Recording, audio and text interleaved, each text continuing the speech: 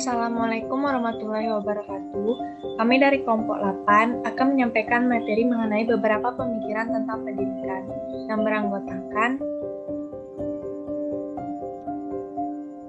Adrati Sofia, Suci Permata Bunda, Tistanawati, dan saya sendiri Fatimah Azahra. Materi yang pertama akan dijelaskan oleh Adrati. Kepada Adrati dipersilahkan. Baiklah, saya akan membacakan materi tentang teori pendidikan klasik berdasarkan pada filsafat klasik. Teori pendidikan ini lebih menekankan peranan isi pendidikan daripada prosesnya. Isi pendidikan atau bahan pengajaran diambil dari ilmu pengetahuan yang telah ditemukan dan dikembangkan oleh para ahli di bidangnya. Teori-teori yang terdapat dalam ilmu pendidikan aliran yang berbeda, yaitu 1. Aliran empiris. Tokoh aliran empiris adalah John Locke. Dia adalah seorang filsuf dari Inggris. Teorinya yang dikenal dengan tabula rasa atau meja lilin, yang menyebutkan bahwa anak lahir ke dunia seperti kertas putih yang bersih.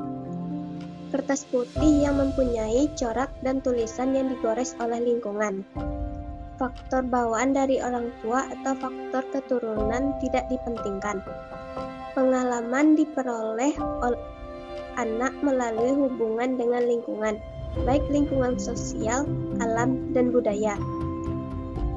Menurut aliran ini, pendidikan sebagai faktor luar memainkan peranan sangat penting, sebab pendidikan lingkungan pendidikan bagi anak dan akan menerima pendidikan sebagai pengalaman. Aliran ini dapat dari peristiwa ikut satu keluarga ingin maksa anaknya menjadi pelukis. Segala alat diberikan oleh pendidik ahli didatangkan, akan tetapi gagal karena bakat melukis anak itu tidak ada. 2. Ketika anak kembar sejak lahir dipisahkan dan dibesarkan pada lingkungan yang berbeda. Satu dari mereka dididik di desa oleh keluarga petani golongan miskin. Yang satu dididik di lingkungan keluarga yang kaya raya dan hidup di kota yang disekolahkan di sekolah modern. Ternyata pertumbuhannya tidak sama. Kelemahan aliran ini adalah mementingkan pengalaman, sedangkan kemampuan dasar yang dibawa anak sejak lahir dikesampingkan. Padahal ada anak yang berbakat dan berhasil meskipun lingkungan tidak mendukung. 2. Aliran nativisme. Tokoh aliran nativisme adalah Arthur Schopenhauer, seorang filosof Jerman. Aliran ini berpendapat bahwa perkembangan individu ditentukan oleh faktor bawaan sejak lahir. Faktor lingkungan kurang berpengaruh terhadap pendidikan dan perkembangan anak. Oleh karena itu, hasil pendidikan ditentukan oleh bakat yang dibawa sejak lahir. Menurut aliran ini, keberhasilan belajar ditentukan oleh individu itu sendiri. Nativisme berpendapat, jika anak memiliki bakat jahat dari lahir, ia akan menjadi jahat. Dan sebaliknya, jika anak memiliki bakat baik, ia akan menjadi baik.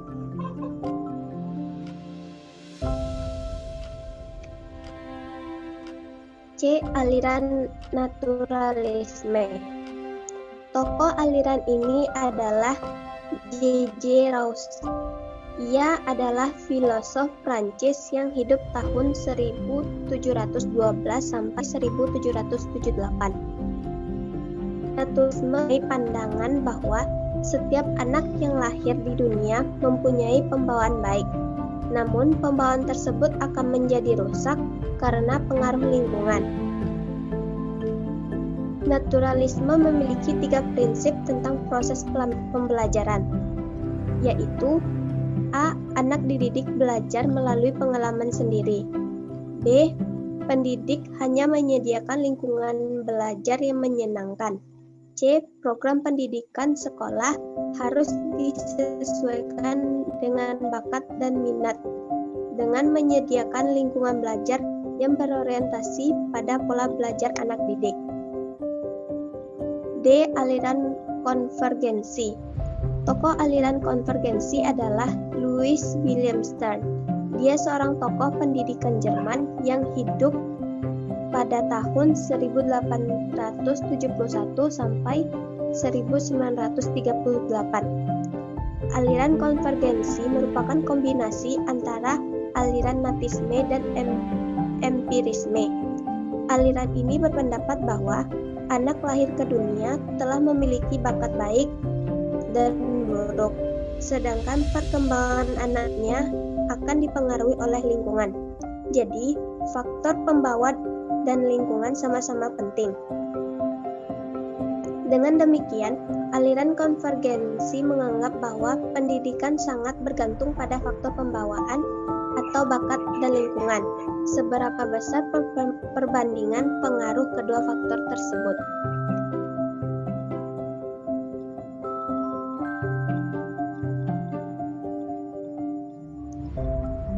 Terima kasih Atik.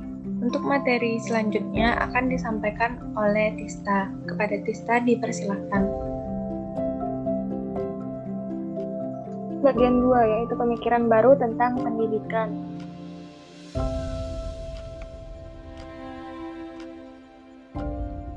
A. Pengajaran alam sekitar, yaitu beberapa prinsip dari gerakan Heimatkunde atau pengajaran alam sekitar. Ada beberapa prinsip dari pergerakan ini, yaitu yang pertama, dengan pengajaran alam sekitar ini guru dapat memperagakan secara langsung, dan yang kedua, pengajaran alam sekitar memberikan kesempatan sebanyak-banyaknya agar anak aktif. Lanjut. Yang ketiga yaitu pengajaran alam sekitar memungkinkan untuk memberikan pengajaran totalitas. Suatu bentuk pengajaran dengan ciri-ciri dalam garis besarnya yaitu suatu pengajaran yang tidak mengenal pembagian mata pelajaran dalam daftar pengajaran, tetapi guru memahami tujuan pengajaran dan mengarahkan usahanya mencapai tujuan. Selanjutnya, suatu pengajaran menarik minat, karena segala sesuatu kan atas suatu pelajaran yang menarik perhatian anak dan diambil dari alam sekitar. Selanjutnya, suatu pengajaran yang memungkinkan bahan pengajaran itu berhubungan satu sama lain seerat-eratnya secara teratur. Lalu yang keempat dari prinsip gerakan Heimatkunde yaitu pengajaran alam sekitar memberi kepada anak bahan apresiasi intelektual yang kokoh dan tidak verbalitas. Yang dimaksud dengan apresiasi intelektual ialah segala sesuatu yang baru dan masuk di dalam intelek anak harus dapat luluh menjadi satu dengan kekayaan pengetahuan yang sudah dimiliki anak. Harus terjadi proses asimilasi antara pengetahuan dengan yang baru. Yang kelima yaitu pengajaran alam sekitar memberikan apresiasi emosional karena alam sekitar mempunyai ikatan emosional dengan anak.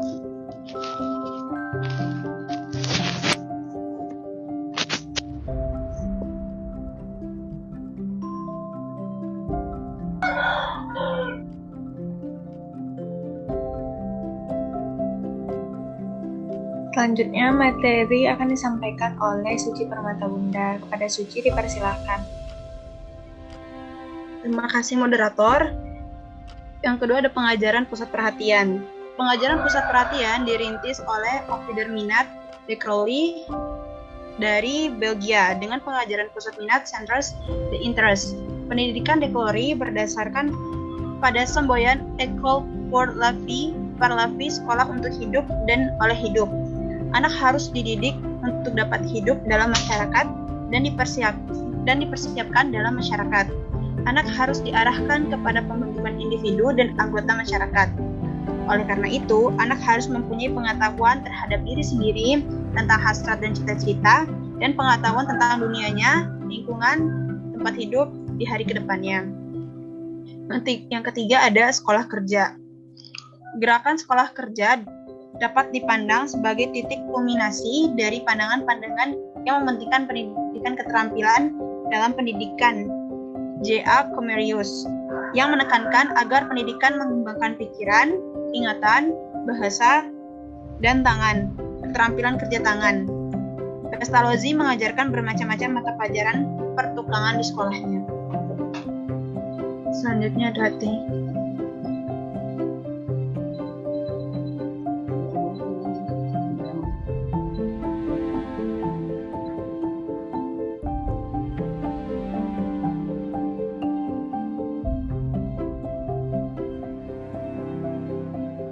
Pengajaran proyek biasa pula digunakan sebagai salah satu metode mengajar di Indonesia, antara lain dengan nama pengajaran proyek, pengajaran unit, dan sebagainya.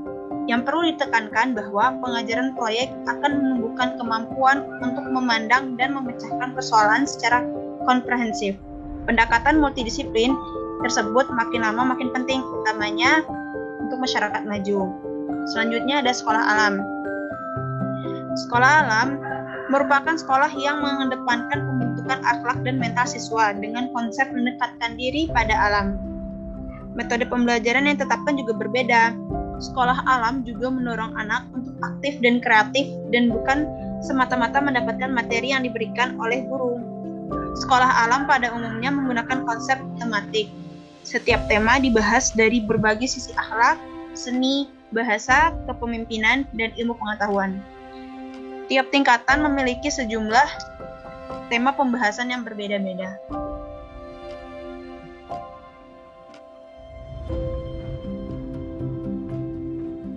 Baiklah, materi selanjutnya akan saya jelaskan sendiri, yaitu pendidikan berasrama atau disebut dengan boarding school. Sekolah berasrama ini adalah alternatif terbaik buat para orang tua yang menyekolahkan anak mereka dalam kondisi apapun. Selama 24 jam, anak itu akan hidup dengan pemantauan dan kontrol yang total dari pengelola, guru, dan pengasuh di sekolah-sekolah berasrama. Anak betul-betul dipersiapkan untuk masuk ke dalam dunia nyata dengan modal yang sangat cukup. Dan tidak hanya kompetensi akademisnya saja, tetapi skill-skill lainnya juga dipersiapkan sehingga mereka mempunyai senjata yang ampuh untuk memasuki dan menaklukkan dunia ini. Lalu problem dari sekolah berasrama ini yang pertama adalah ideologi sekolah boarding school yang tidak jelas. Dan selanjutnya ada dikotomi guru sekolah dengan guru asrama atau dikenal juga dengan pengasuhan. Padahal dua kompetensi tersebut harus melekat di dalam sekolah berasrama. Ini penting untuk tidak terjadinya saling menyalahkan dalam proses pendidikan antara guru sekolah dengan guru asrama. Yang ketiga, kurikulum pengasuhan yang tidak baku.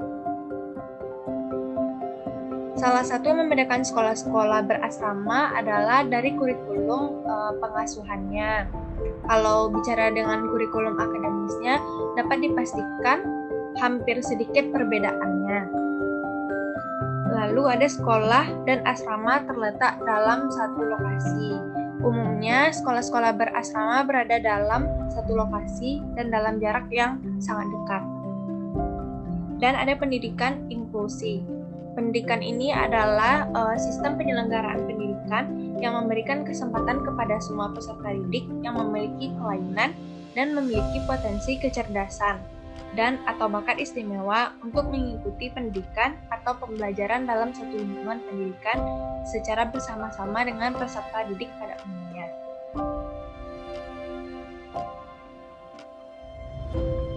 Mungkin hanya sekian yang dapat kami sampaikan. Apabila ada kesalahan, mohon dimaafkan. Assalamualaikum warahmatullahi wabarakatuh.